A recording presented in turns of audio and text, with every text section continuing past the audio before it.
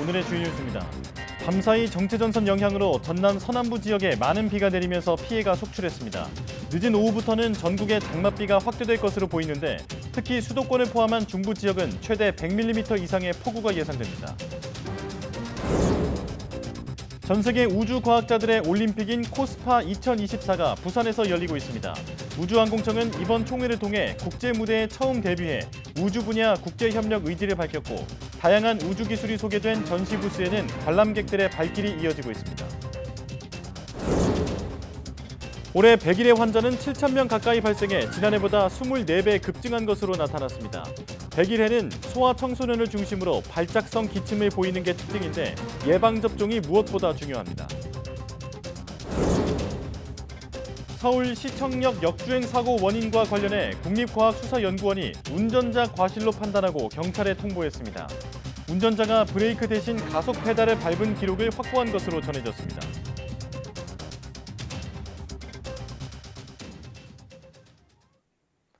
여러분 안녕하십니까? 7월 16일 사이언스 투데이입니다. 오늘 새벽 전남 남해안에 폭우가 내린 가운데 이 시각 현재 전남 화순에 호우경보, 보성과 순천, 곡성, 여수와 고흥에 호우주의보가 내려져 있습니다. 비구름대가 동북동쪽으로 이동하면서 경남 남해안에 비를 뿌리면서 기상청은 경남 하동과 산청에 호우주의보를 발효했고 통영과 거제, 고성, 남해에도 호우주의보가 내려져 있습니다. 기상청은 밤사이 정체전선상에서 만들어진 비구름이 강하게 발달해 전남 해안을 중심으로 시간당 50에서 많게는 100mm 이상의 폭우가 쏟아졌다고 설명했습니다.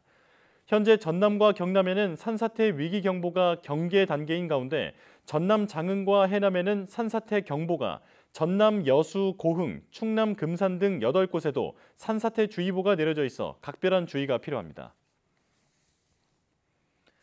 정체전선이 다시 북상하면서 늦은 오후부터는 전국에 장맛비가 내릴 전망입니다. 기상청은 오전에도 저기압 앞단에서 비구름이 만들어져 수도권과 강원 등 중부지방에 산발적으로 비가 내리겠고 늦은 오후부터는 전국이 장마권에 들 것으로 보인다고 밝혔습니다. 특히 오늘은 남부와 충청을 중심으로 내일은 중부지방을 중심으로 시간당 30mm 안팎의 강한 비가 쏟아지겠습니다. 내일까지 남해안과 수도권, 강원에는 시간당 100mm 이상, 충청과 남부 내륙에도 30에서 80mm의 많은 비가 예상됩니다. 당분간 중부지방을 중심으로 장맛비가 내리고 남부지방은 찜통더위가 기승을 부릴 전망입니다. 오늘 새벽 3시 반쯤 전남 여수 국가산업단지의 한 석유화학업체에서 정전이 발생했습니다. 낙뢰를 동반한 많은 비에 전기 계통에 고장이 나면서 일부 공정의 가동이 중단됐습니다. 인명피해나 기계 고장은 없는 것으로 파악됐습니다. 업체 측은 낙뢰로 전력이 끊어진 것으로 보고 재가동을 위해 긴급 복구와 안전 점검을 하고 있습니다. 올여름 미국 중서부에서 시작된 기록적인 폭염이 동북부까지 확산해 피해를 키우고 있습니다. CNN과 워싱턴 포스트 등은 현지 시간 15일 기준 미국에서 1억 명이 넘는 인구가 폭염 특보 영향권에 놓여 있다고 보도했습니다. 네바다주 라스베이거스는 최근 일주일 넘게 폭염이 이어지는데 지난 7일 역대 최고 기온인 섭씨 49도를 기록한 뒤 연일 46도를 넘는 기온이 이어지고 있습니다. NBC 방송 등은 최근 네바다주와 텍사스주 등 6개 주에서 최소 38명이 열 관련 질환으로 숨진 것으로 추정했고 당국은 야외 수영장과 박물관을 폐쇄했다고 전했습니다. 이번 주 들어 폭염은 동부 해안까지 확산해 워싱턴 DC와 볼티모어, 필라델피아, 노스캐롤라이나 동부, 버지니아 남동부 등 지역에 최고 수준의 폭염 경보가 발령됐습니다. 정부가 각 병원의 전공의 사직 여부를 최종 확정 지으라고 통보한 기한이 어제였습니다. 의료계는 정부가 일방적인 증원 정책을 수정하지 않으면 전공의가 돌아오지 않을 거라며 복귀율이 높지 않을 걸로 예상했습니다. 이르면 오늘 전공의 복귀율이 집계될 전망입니다. 이문석 기자입니다. 정부가 정한 전공의 사직 처리 마감일. 각 병원은 전공의들의 개별 의사를 파악하느라 분주한 하루를 보냈습니다. 복귀 의사를 밝히지 않거나 연락이 닿지 않는 전공의는 정부 방침에 따라 사직 처리 예정입니다. 아직 복귀율이 얼마나 됐는지 집계되지 않았지만 수련병원들은 큰 기대를 하지 않는 분위기입니다. 이른바 빅5 중 한 곳인 A병원 관계자는 소수의 전공의가 복귀 의사를 밝힌 거로 알고 있다고 밝혔고 다른 비병원 관계자 역시 정부의 유인 체계도 안 돌아왔는데 이번에도 비슷할 거로 보인다고 내다봤습니다. 전국 의대 교수들은 무응답 전공의 사직 처리 방침이 우려된다는 공동 입장문을 발표했습니다. 일방적으로 밀어붙이는 정부 정책이 바뀌지 않는 한 전공의들이 돌아오지 않을 거라고 강조했습니다. 저들의 절망은 여전한데 처벌하지 않겠다는 약속만으로는 복귀를 기대하기 어렵습니다. 의사협회는 한 발 더 나가서 2학기 전공의 수련 모집을 중단할 것을 촉구했습니다. 정부는 가을턴을 온갖 꼼수를 동원해 뽑을 것이 아니라 가을턴 모집을 즉각 중단하고 지금이라도 전공의들과 학생들의 뜻을 전적으로 수용하는 길이 전공의 사직 처리 방침에 의료계 반발이 이어지는 가운데 정부는 오는 17일까지 보건복지부 장관 직속 수련환경평가위원회에 하반기 전공의 모집 인원을 제출하라고 각 병원에 통보했습니다. YTN 이문석입니다. 임현택 대한의사협회 회장이 정부를 향해 9월 전공의 모집을 중단하고 지금이라도 전공의와 학생들의 뜻을 수용하라고 촉구했습니다. 임 회장은 어제 오후 서울 용산구 의협회관에서 기자회견을 열고 정부가 지금이라도 전공의와 의대생들이 원하는 방식으로 사태를 바로잡아야 한다고 강조했습니다. 이어 수련 병원장들은 지방병원 전공의들이 수도권으로 빠져나가면 지역 의료에 더 큰 공백이 생길 수 있다며 기존 수련병원과 같은 권역에만 지원할 수 있도록 하는 권역 제한을 요청했지만 정부가 이를 받아들이지 않았다고 밝혔습니다. 이는 하반기 전공의 복귀율을 최대한 끌어올리고 빅5 병원만 전공의를 채우면 된다는 인식이라며 지역 의료는 나 몰라라 하겠다는 얘기밖에 안 된다고 지적했습니다. 또 의정 갈등에 대한 책임으로 자신에 대한 탄핵설이 나온 것에 대해서는 극히 일부의 바람일 뿐이기 때문에 신경 쓰지 않는다고 덧붙였습니다. 사직 처리된 전공의들이 버티기에 들어갈지 아니면 다른 병원에 재취업할지는 미지수입니다.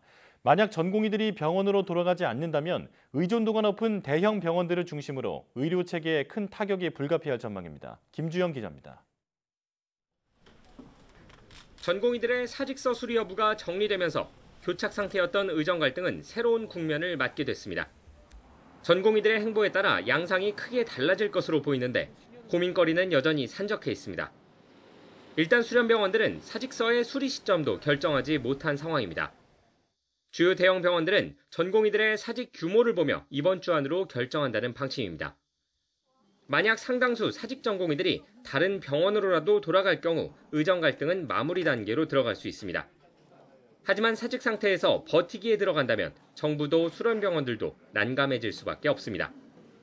전공의의 공백을 메울 방법이 딱히 없기 때문입니다. 정부는 전문의 중심으로 빠르게 시스템을 바꾸고 병원 역할에 맞는 구조조정을 서두르겠다고 거듭 강조합니다.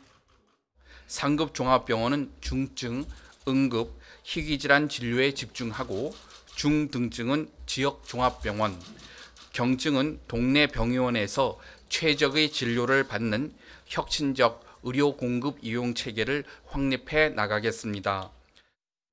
문제는 전문의 인력이 있는지, 예산은 충분한지, 구조조정 소요 시간이 얼마나 필요한지 등 구체적인 안조차 없다는 점입니다. 올해 의료 공백을 막기 위한 예비비조차 바닥을 보이는 것으로 알려진 가운데 현실적인 비상대책 마련이 가능할지 의문입니다. YTN 김주영입니다. 소아 청소년을 중심으로 유행하는 발작성 기침이 특징인 호흡기 감염병 101의 환자 수가 지난해보다 24배 가까이 급증한 것으로 나타났습니다. 질병관리청은 최근 5년 동안 101의 평균 환자 수가 80명에 머물렀지만 지난 6일 기준 올해 101의 환자는 6,986명이나 된다고 밝혔습니다. 나이대별로 보면 13세에서 19세가 59.1%를 차지해 가장 많았고 7세에서 12세가 32.9%를 기록했으며 지역별로는 경기와 경남 지역의 환자 수가 많았습니다. 올해 100일의 신고 환자 2,173명을 분석한 결과 99.4%는 기침 증상이, 21.5%는 발작성 기침이 나타난 것으로 확인됐습니다. 질병청은 101회와 관련한 중증 합병증 등 인명피해를 최소화하려면 1세 미만 영아의 경우 빠짐없이 적기에 예방접종을 하는 게 중요하다고 강조했습니다. 또 만성폐질환 등 고위험군 환자와 영아 돌봄 종사자, 65세 이상 성인, 임신부 등도 반드시 101회 접종을 접종해달라고 당부했습니다.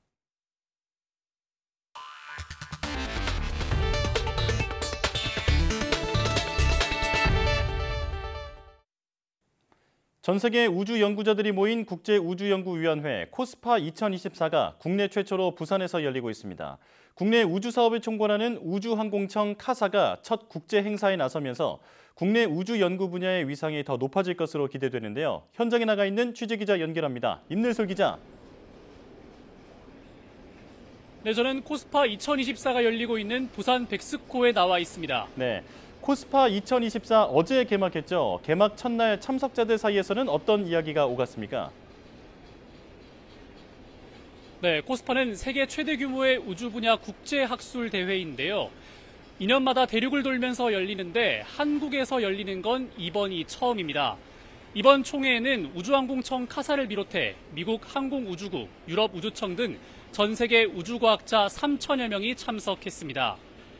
어제 오후에는 한국과 미국, 유럽, 중국 등 각국 우주기관 소장들이 참석한 연석회의가 열렸는데요. 이 자리에서는 국제무대에 처음으로 데뷔한 윤영빈 우주항공청장은 우주 개발에는 큰 비용이 필요한 만큼 국제협력이 필수적이라면서 여러 나라와의 협업을 원한다고 강조했습니다. 팬 멜로이 나사 부국장은 상업기술의 발전으로 우주탐사 분야가 커지고 있지만 이에 대한 규약이 부족하다며 새로운 논의가 필요하다고 제안했습니다. 이어 달 탐사에 이은 달 상업 서비스 제공까지 나아가려면 새 규약 논의는 시급한 주제라면서 이를 위해 코스파의 역할이 중요하다고 강조했습니다. 네, 이번 총회가 새로운 우주 규약을 논의하는 시작점이 될 것 같은데요. 코스파 행사가 21일까지 열리던데 국내외 다양한 기업들이 참여하지 않았습니까? 부스에 어떤 게 마련됐나요? 네, 백스코 전시 공간에는 코스파에 참여한 국내외 기업들이 자신들의 우주 탐사 기술을 선보이고 있습니다. 특히 눈에 띄는 건 우주청의 첫 임무인 라그랑주 L4 탐사를 위한 태양 관측 탐사선이 처음으로 공개된 건데요. 실제 태양 관측 탐사선의 4분의 1 크기 모겁으로 한국천문연구원과 개념 연구를 통해 만들었습니다. L4 탐사선의 스펙을 그대로 가진 이 모형은 사각형 모양의 우주선으로 우주선 외관 곳곳에 태양 전지 패널과 대형 안테나가 달려 있습니다. 또 이번 총회에 최대 규모 부스로 참여한 보령은 우주의약품 시험시설을 마련했는데요. 미국의 엑시엄 스페이스와 협력한 보령은 글로벌 우주의학과 관련된 사업 내용을 공개하기도 했습니다. 이 밖에도 이노스페이스는 발사체 2단에 쓸 3톤급 메탄 엔진을 공개했고 지질자원연구원은 무인 탐사용 로봇을, 항우연과 천문연은 누리호와 다누리 관련 기술을 소개했습니다. 부스 곳곳에서는 총회에 참석한 우주기관들이 방문해 한국과의 협업을 논의하며 활발한 모습을 볼 수 있습니다. 이번 코스파가 국내에서 열렸다는 건 우리나라 우주과학 수준이 국제적으로 인정받았다는 것에 의미가 있습니다. 지금까지 코스파 2024가 열리고 있는 부산 백스코에서 YTN 사이언스 임늘솔입니다. 국립과학수사연구원이 서울시청 역주행 사고는 운전자 과실이 원인으로 보인다는 감정 결과를 경찰에 통보한 것으로 확인됐습니다. 차량 사고 기록 장치 EDR에는 운전자 차 씨가 90%가 넘는 힘으로 엑셀을 밟은 것으로 기록되는 등 결정적인 단서가 포착된 것으로 전해졌습니다. 정현우 기자입니다. 국립과학수사연구원이 서울시청 역주행 사고 열흘 만인 지난 11일 가해 차량 감정 결과를 경찰에 통보했습니다. 국과수는 운전자 과실로 사고가 난 것으로 봤습니다. 급발진 여부를 가를 중요한 단서 중 하나인 사고 기록 장치 EDR에는 운전자 차 씨가 브레이크 대신 엑셀을 밟았던 기록이 담긴 것으로 전해졌습니다. 90% 이상의 힘으로 가속 페달을 밟은 것으로 나타난 걸로 알려졌습니다. 일부 CCTV에서 브레이크 등이 켜진 것으로 보인 데 대한 분석도 있었습니다. 국과수는 가로등이나 주변 건물 불빛에 반사돼 브레이크 등이 켜진 것으로 보였거나 외부 충격으로 인한 전자적 결함으로 순간적으로 불이 들어왔을 가능성을 언급한 것으로 알려졌습니다. 국과수 분석과 관련해 경찰은 기대하지 않은 부분에서도 결정적인 게 몇 가지 나왔다고 말했습니다. 특히 국과수 분석으로 실체적인 진실에 근접했다며 심증을 형성하기에 부족함이 없다고 강조했습니다. 경찰은 차량 이상으로 인한 급발진보다 운전자 과실에 무게를 두고 있는 것으로 보이는데 차씨 추가 진술을 듣고 나면 더 이상 수사할 게 없을 것 같다고 말해 조만간 결론을 낼 것으로 보입니다. 경찰은 상급종합병원 입원 기간 2주가 만료돼 다른 병원으로 옮긴 차씨를 상대로 곧 3차 조사를 진행할 예정입니다. 차씨는 급발진을 주장하는 가운데 경찰은 조사 과정과 내용이 신병 판단에 중요한 요소가 될 것이라며 구속영장 신청 가능성도 열어뒀습니다. YTN 정현우입니다. 차량 급발진 여부를 가리는 방안으로 차량 내 페달 블랙박스 설치가 거론되는 가운데 최근 정부와 자동차 업계가 이 문제를 논의했습니다. 이와 관련해 국토교통부는 시청역 역주행 사고 이후 처음으로 지난 12일 현대차와 기아를 포함한 국내 주요 완성차 업계와 메르세데스 벤츠 코리아를 비롯한 일부 수입차 업계 관계자 등이 참석한 가운데 간담회를 개최했습니다. 다만 이번 간담회에서 페달 블랙박스 설치를 놓고 뚜렷한 결론이 도출되지는 않은 것으로 확인됐습니다. 국토부는 그간 페달 블랙박스 설치를 권고했지만 이와 관련해 자동차 업계는 명확한 입장을 밝히지 않은 것으로 알려졌습니다. 대신 국토부와 자동차 업계는 회사별 입장 등을 정리한 뒤 추후 관련 회의를 이어가기로 했습니다. 삼성전자 노조가 파업에 나선 지 일주일이 지났지만 노사는 여전히 평행선을 달리고 있습니다. 노사 모두 버티기에 들어간 모습이어서 파업 장기화 우려도 커지고 있습니다. 최하영 기자입니다. 전국 삼성전자 노조가 무기한 파업에 들어간 지 일주일이 지났습니다. 생산 차질을 목표로 내건 노조는 기흥과 평택 등 주요 반도체 사업장을 돌며 파업 홍보 집회를 하고 있습니다. 8인치 라인을 먼저 세우는 게 목표입니다. 네, 그 다음은 HBM 생산 라인 식단입니다. 하지만 집회 규모는 점점 줄고 있습니다. 지난주 총파업 결의대회 때만 해도 노조 추산 4천에서 5천여 명이 참가했지만 지금은 100명대로 감소했습니다. 노조가 반도체 생산을 볼모로 사측을 압박하고 있지만 회사 측도 버티기에 들어간 모습입니다.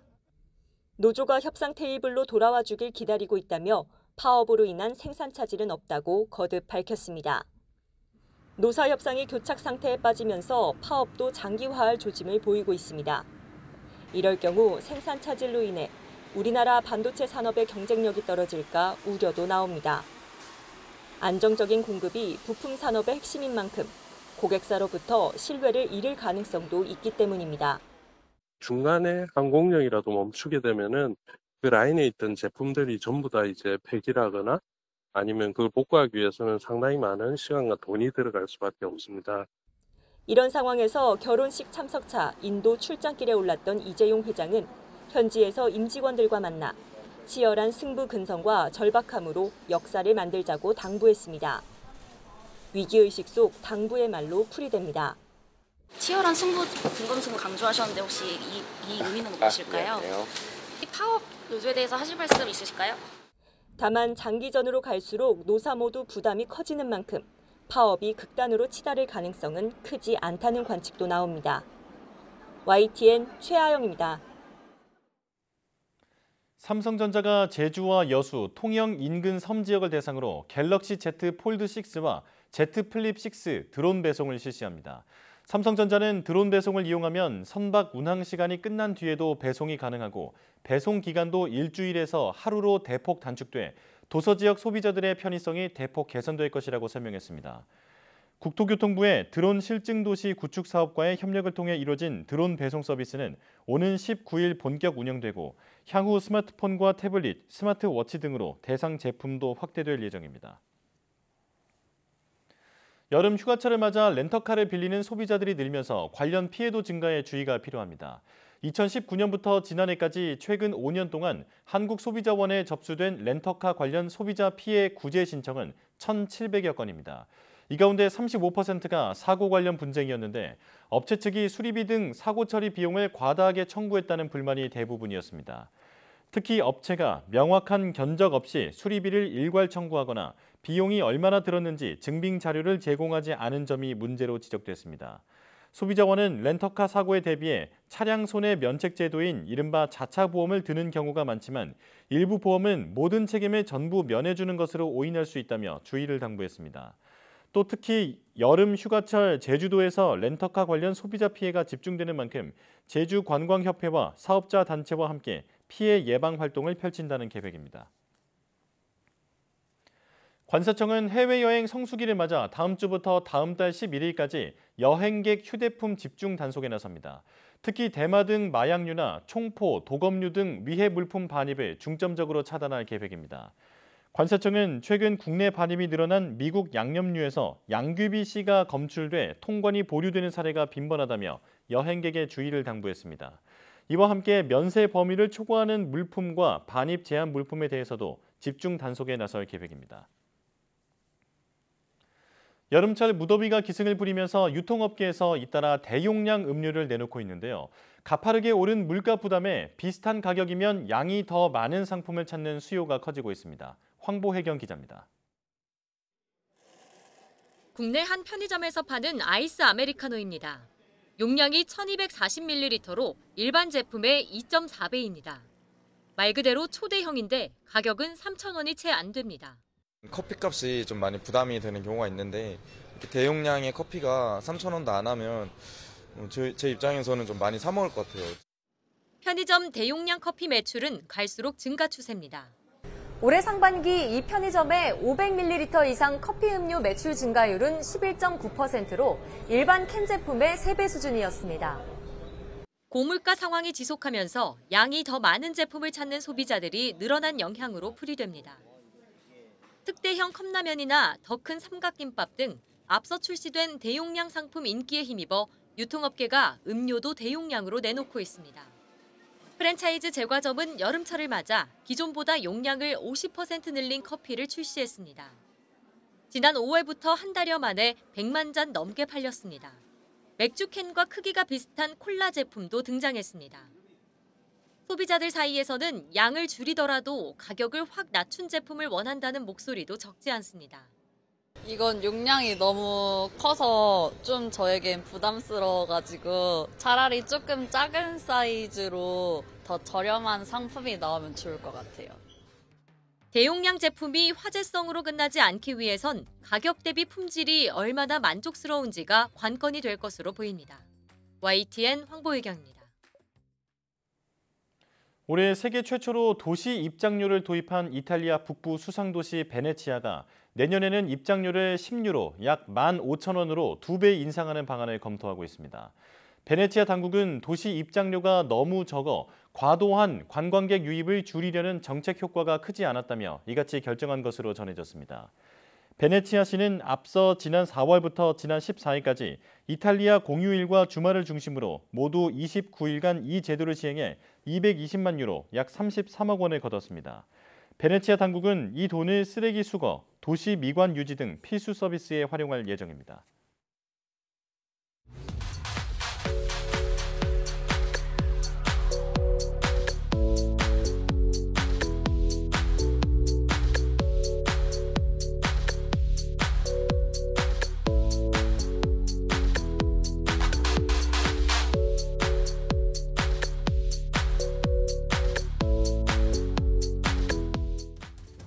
앞서 유통업계가 거거익선 대용량 커피를 잇따라 내놓고 있다는 소식 전해드렸는데요. 무더운 여름 시원한 커피를 넉넉하게 마실 수 있어 좋지만 과도한 카페인 섭취는 불면증과 신경과민, 탈수 증상을 일으킬 수 있어 주의해야 합니다. 보통 얼음을 넣어 마시는 아이스 커피는 맛을 위해 원액을 더 많이 넣어 카페인 함량도 많다는 점도 기억하시기 바랍니다. 뉴스 마칩니다. 고맙습니다.